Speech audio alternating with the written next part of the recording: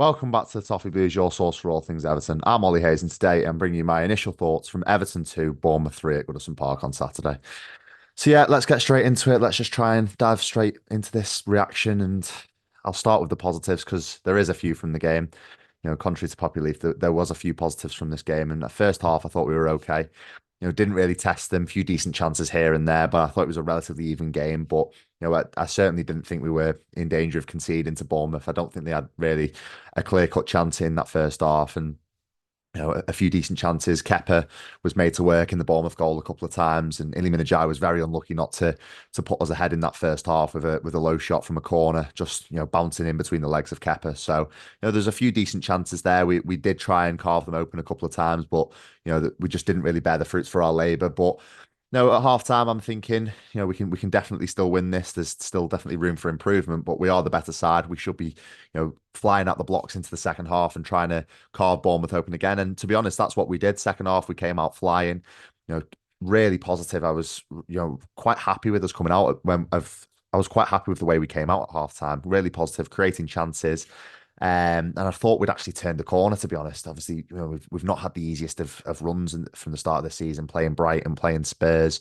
They're games that, on paper, would we be winning them? In a normal season, I'm not so sure. Maybe Brighton, you look at that as a game that you can win, but Spurs is a tough place to go. But in the Bournemouth game, I'm thinking, if we turn the corner and really come out the blocks flying in the second half, hopefully we can put a couple past them. And yeah, as I said before, I was happy with the way we came out from the second half, and as we saw, Michael Keane made us take the lead through a great finish with his right foot into Kepa's right hand side of his goal, and it was a great finish. It was a really good goal, pretty well worked. Obviously, it was nice and composed from Keane in the box, and he finished it more like a striker than a centre half. And a lot of people have been calling for Keane to maybe start higher up the pitch, and he showed that he does have that finishing ability there. But that being said, I was hoping that we would carry on, trying and twist the screw a little bit more and try and score again. And that's what we did through Dominic Calvert-Lewin.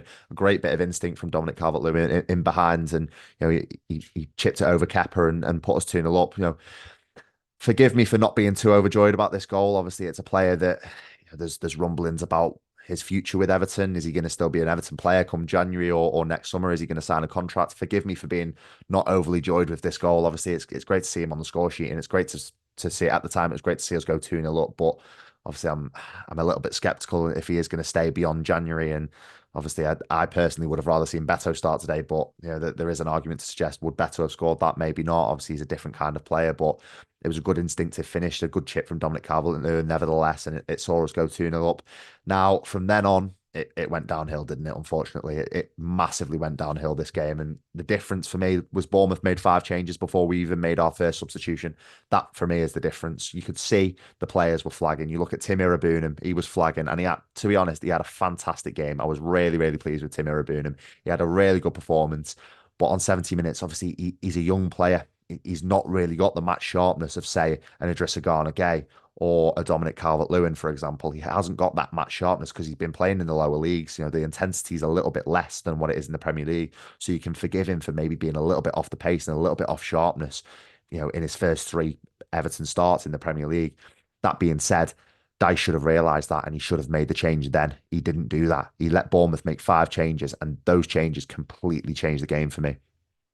Dango Ouattara, Alex Scott are 2 top players that Bournemouth brought on off the bench, and it completely changed the game. And I know there is a case to be saying that the squad isn't good enough for Everton and that we don't have those options to bring off the bench. That's fine. But you bring on fresh legs when you see it's not working, you see there's an issue. Bring on a James Garner, for example. Bring him on, bring on the fresh legs. We didn't do that. And Dyche, again, he was outcoached by Iraola there in that second half for me. Obviously, it was nice to see us go 2-0 up, but from that, what do we do? It seems to be long ball once again. That's our only sort of way of creating chances and way of going forward is long balls forward and try and win knockdowns. And that's fine if you have, a plan B. We don't have a plan B. And that's why I sort of said the line about Sean Dyche being outcoached today, because he was. Iraola completely outcoached him, made 5 substitutions, and those 5 substitutions changed the game for me. And, from then on, the rest was history. We absolutely capitulated from the 85th minute onwards. We absolutely capitulated. Subbing off Iliman and Jai, who was our best player by an absolute mile, was a really poor decision for me. That was a really shocking decision. No, it's the international break next week. Iliman Ndiaye's not got a lot of match sharpness. He's not played a lot of minutes. What would an extra of 10 minutes done for Iliman Ndiaye? You know, he's got a week off next week. I'm not sure he's, you know, I haven't seen the Senegal squad, so I'm not 100% sure if he's been selected or called up. But, you know, we've got an international break coming up. Utilize the squad that we've got, but also utilize your best players. He's our best player on the pitch. He was absolutely fantastic today, Iliman Ndiaye.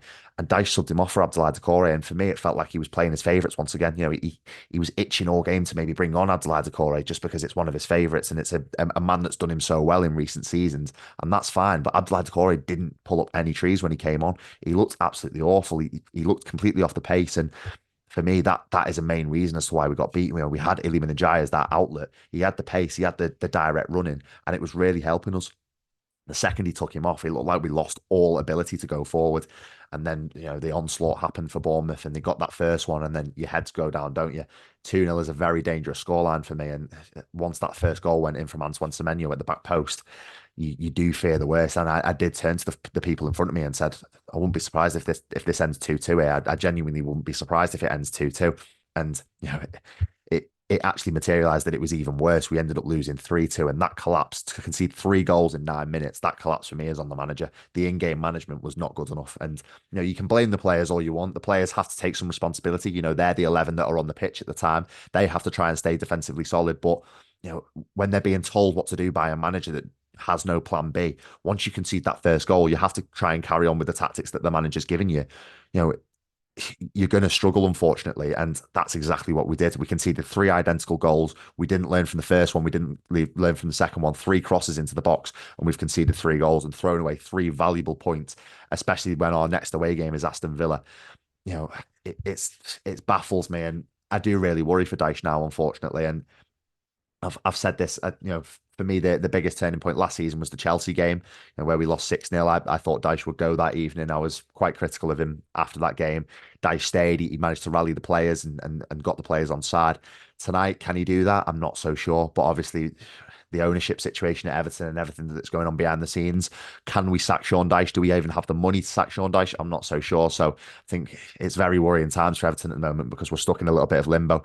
We have a manager that's very reluctant to change. He's you know, quite stubborn and set in his ways and doesn't really take on criticism very well. But we also have a board situation which is pretty non-existent. We don't really have a key figure that can make the call and sack Sean Dyche. So you know, we are in dire straits, unfortunately. And hopefully, if Dyche does say in this international break, we can rally the troops, try and get the squad back together and just go back to square one and try and start afresh after in September. But it is very worrying. I think he's made one too many bad decisions this evening, and especially the way we played against Bournemouth here. Can he survive it? I'm not so sure. But let me know your thoughts in the comments. Let me know your thoughts on the game. Do you think that we were a little bit unlucky to fall behind late on? Do you think it was on the players more? Was it on Dyche? I personally think Dyche has to take the bulk of the criticism for this one, along with the players. The players do have to take some criticism, but Dyche for me has got it very wrong this afternoon, and I'd be very, very worried going into the international break and after. But let me know your thoughts in the comments. Let me know your thoughts on the defeat. Make sure you like, comment, subscribe, and I'll speak to you soon.